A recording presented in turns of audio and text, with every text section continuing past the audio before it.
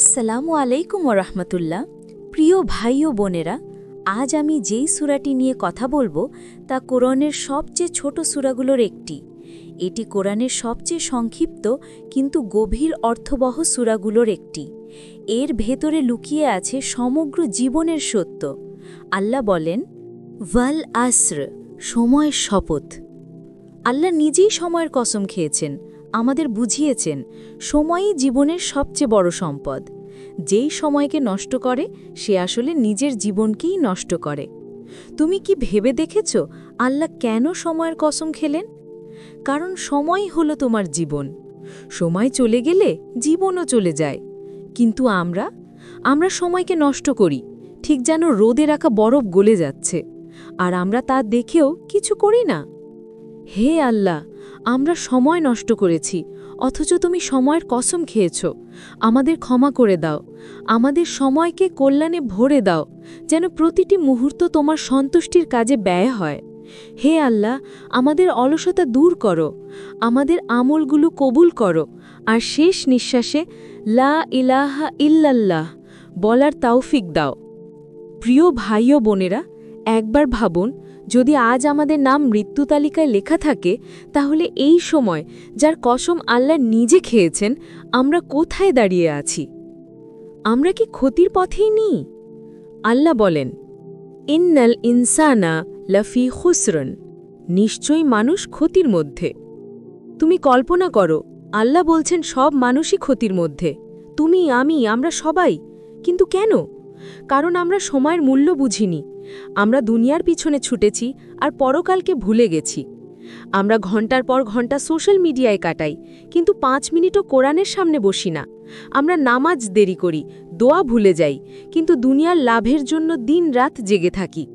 এটাই সেই খুসুর, সেই ক্ষতি যার কথা আল্লাহ সতর্ক করে দিয়েছেন। হে পরম দয়ালু আল্লাহ, আমরা জানি সময় ফুরিয়ে যাচ্ছে, তবু আমরা গাফিল। আজ তুমি আমাদের অন্তর নরম করে দাও, আমাদের চোখে তওবার অশ্রু এনে দাও, যেন আমরা সময়ের মূল্য বুঝি, হারিয়ে যাওয়ার আগে ফিরে আসতে পারি তোমারই পথে। সাহাবাদের দৃষ্টিতে সূরা আল আসর। ইমাম শাফিঈ রহমান বলেছেন, যদি মানুষ কেবল এই সূরাটি নিয়ে চিন্তা করত, তাহলে কোরআনের অন্য কিছু নাজিল না হলেও এই একটি সূরাই যথেষ্ট হতো। আর সাহাবাগণ রাদিয়াল্লাহু আনহুম যখন একে অপরের সাথে দেখা করতেন, তখন বিদায় নেবার আগে এই সূরাটি পড়ে শোনাতেন, যাতে একে অপরকে স্মরণ করিয়ে দেওয়া যায়, সময় নষ্ট করো না, সৎ কাজ ও ধৈর্যের পথে থাকো। মুক্তির 4টি শর্ত। আল্লাহ বলেন, ইল্লাল্লাযীনা আমানু ওয়া আমিলুস সলিহাতি ওয়াতাওয়াসাউ বিল হাক্কি ওয়াতাওয়াসাউ বিল সবরি।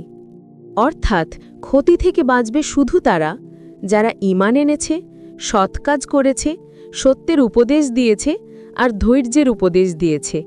এই 4টি শর্তই মুক্তির পথ, এই 4টি শব্দই জান্নাতের দরজা খুলে দেয়। ঈমান ছাড়া কাজের মূল্য নেই, কাজ ছাড়া ঈমান অসম্পূর্ণ, আর সত্য ও ধৈর্য ছাড়া সমাজ টিকে না। জীবনের বাস্তবতা। সময় চলে যাচ্ছে, তুমি এখনও বদলাওনি। ভাই ও বোনেরা, জীবন খুবই ছোট। আজ আমরা আছি, কাল থাকব না। আজ যারা একসাথে হাসছি, কাল হয়তো কেউ জানাজায় কাঁদবে। একবার একজন সাহাবী সূরা আল আসর পড়ার পর এত কেঁদেছিলেন, কারণ তিনি বলেছিলেন, এই সূরাটা শুনলে মনে হয় আল্লাহ এক্ষুনি আমাকে প্রশ্ন করবেন, সময় কেমন ব্যবহার করেছি। তুমি কি ভেবেছ তোমার সময় কেমন কেটেছে? কখনো কি ভেবেছ যে সময় তুমি অপচয় করছ, সেই সময় তোমার মৃত্যুর দিকে এক ধাপ এগিয়ে নিয়ে যাচ্ছে? আমরা প্রতিদিন ঘড়ির দিকে তাকাই, কিন্তু ভাবি না সময়টা আসলে আল্লাহর এক নিয়ামত, যা একবার হারালে আর ফেরে না। একদিন এই সময়ই আমাদের বিরুদ্ধে সাক্ষী দেবে। সময় চলে যাচ্ছে, মা বাবা বুড়ো হয়ে যাচ্ছে, আমরা দুনিয়ার পিছনে দৌড়াচ্ছি, কিন্তু আল্লাহর পথে ফিরছি না। তুমি জানো ভাই, আল্লাহ সময়ের কসম খেয়ে আমাদের মনে করিয়ে দিচ্ছেন, জীবন সীমিত, ফিরে এসো আমার দিকে। চলো আমরা সময়কে আল্লাহর পথে ব্যবহার করি। আল্লাহ সময়ের কসম খেয়েছেন কেন জানো? যা সময় বাকি আছে তাতে তাওবা করি, নামাজে ফিরি, কোরআনে ফিরি, আর মানুষকে সত্য ও ধৈর্যের পথে আহ্বান জানাই।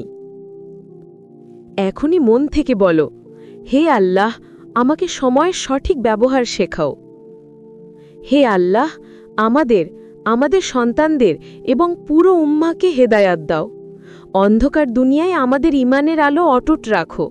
আমাদের সময়কে এমন কাজে লাগাতে দাও যা কিয়ামতের দিন আমাদের মুক্তির কারণ হবে। হে আল্লাহ, দুনিয়া ও আখেরাতে আমাদের সফল করো। কোরআন শিখুন, অগণিত নেকি হাসিল করুন। এই রকম হৃদয়স্পর্শী ইসলামিক ভিডিও পেতে চ্যানেলটি সাবস্ক্রাইব করুন। কি টু জান্নাহ।